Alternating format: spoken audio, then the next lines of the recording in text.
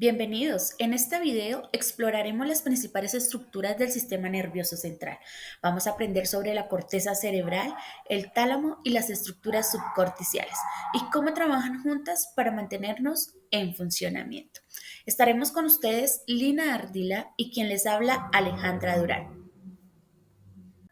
Entrando en materia, en la siguiente imagen podemos observar esas partes que permiten que el sistema nervioso central funcione adecuadamente. Entre ellas encontramos tálamo, núcleos grises, el hipotálamo, el hipocampo, el sistema límbico, la corteza cerebral, el cerebelo, tronco encefálico y por último la médula espinal. El día de hoy estaremos abordando la corteza cerebral.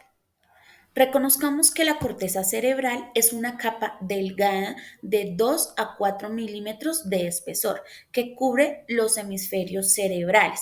Está formada por pliegos y surcos, lo que aumenta su superficie.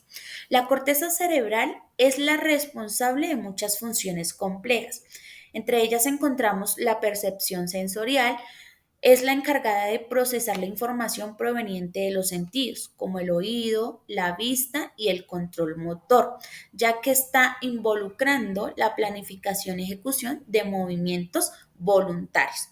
Asimismo, encontramos esas funciones cognitivas que son cruciales para el razonamiento y el pensamiento abstracto.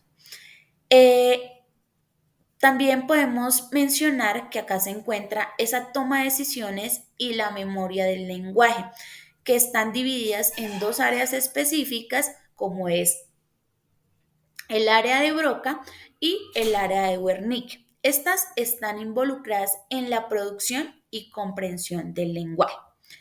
Para simplificar o para dejar de manera más clara, vamos a imaginar que la corteza cerebral es la torre de control de un aeropuerto y desde allí se toman todas esas decisiones cruciales para que el tráfico aéreo se dé de manera correcta.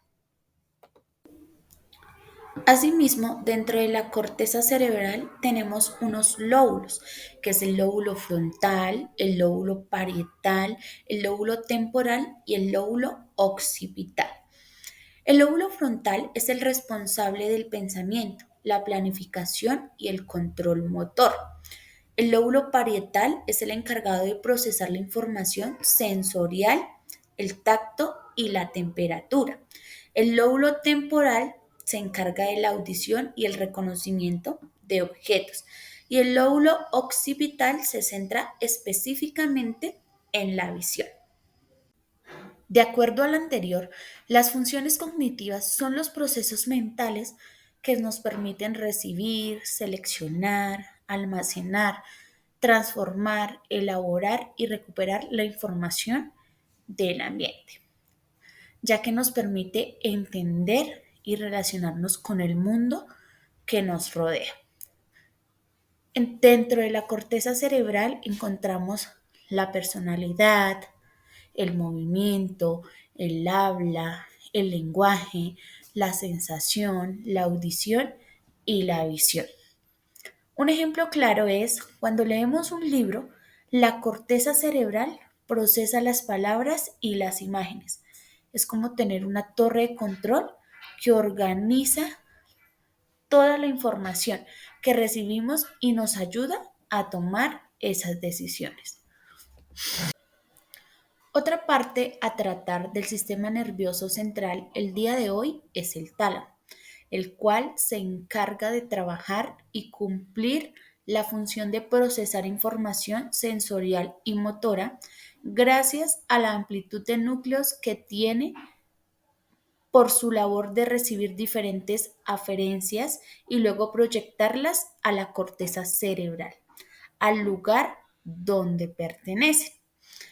Pensemos en el tálamo, es como una central telefónica. Su trabajo es dirigir las llamadas. En este caso son las señales sensoriales a las áreas adecuadas de la corteza cerebral. Cuando hablamos del tálamo, también podemos hacer referencia a ejemplos de la vida cotidiana como cuando tocamos un objeto caliente, la sensación es detectada por la piel y enviada al tálamo. Desde allí, el tálamo dirige esta información a la corteza sensorial, donde se procesa la sensación de calor. Las estructuras subcorticales están formadas por una serie de neuronas ubicadas en las profundidades del encéfalo. Estas incluyen el diencéfalo, glándulas pituitarias o hipófisis, sistema límbico y ganglios basales. Estas estructuras están involucradas en actividades complejas como la memoria, el placer, las emociones y la producción de hormonas, que estas actúan como centro de información del sistema nervioso y transmiten toda esa información a las diferentes partes del cerebro. El diencéfalo constituye una de las principales estructuras del cerebro y desarrolla numerosas funciones que permiten el adecuado funcionamiento de los procesos biológicos del organismo humano. Como podemos apreciar en la imagen, el diencéfalo está conformado por tálamo, hipotálamo, subtálamo y epitálamo. El hipotálamo maneja impulsos sensoriales, controla las emociones y regula las funciones internas. El tálamo es esa sustancia blanca que aquí encontramos el procesamiento de la información sensorial y motora. El epitálamo forma parte del sistema límbico y este se encarga o está relacionado con las emociones y la memoria. Y el subtálamo tiene un papel fundamental en la regulación de los movimientos. La glándula pituitaria, conocida también como la hipófisis o la glándula maestra, es una glándula endocrina situada en la base del cerebro, justo debajo del hipotálamo. Esta controla la secreción del cuerpo, regula las diversas funciones, incluyendo el crecimiento, la reproducción, el metabolismo y el equilibrio hormonal. Esta glándula produce y libera hormonas que afectan a otras glándulas endocrinas como la tiroides, los ovarios, los testículos, influyendo en el desarrollo del cuerpo y la mente. El sistema límbico consiste en un grupo de estructuras que dirigen las emociones y el comportamiento. Este sistema en particular está formado por la amígdala y el hipocampo. El hipocampo es una estructura cerebral ubicada en el lóbulo temporal medial y tiene un papel importante o fundamental en la realización de nuevos aprendizajes y en la regulación de la memoria. La amígdala es una pequeña estructura subcortical relacionada con las emociones. Tiene una estructura neural filogenética antigua y conexiones con partes del sistema límbico. La amígdala es la encargada de enviar la información relacionada con el miedo, la ansiedad, a los centros nerviosos superiores. Los ganglios o núcleos basales son estructuras subcorticales de sustancia gris encargadas de actuar como semáforos de movimiento, es decir, mediante conexiones que existen entre distintas estructuras y deciden qué movimiento realizar y qué movimiento no realizar.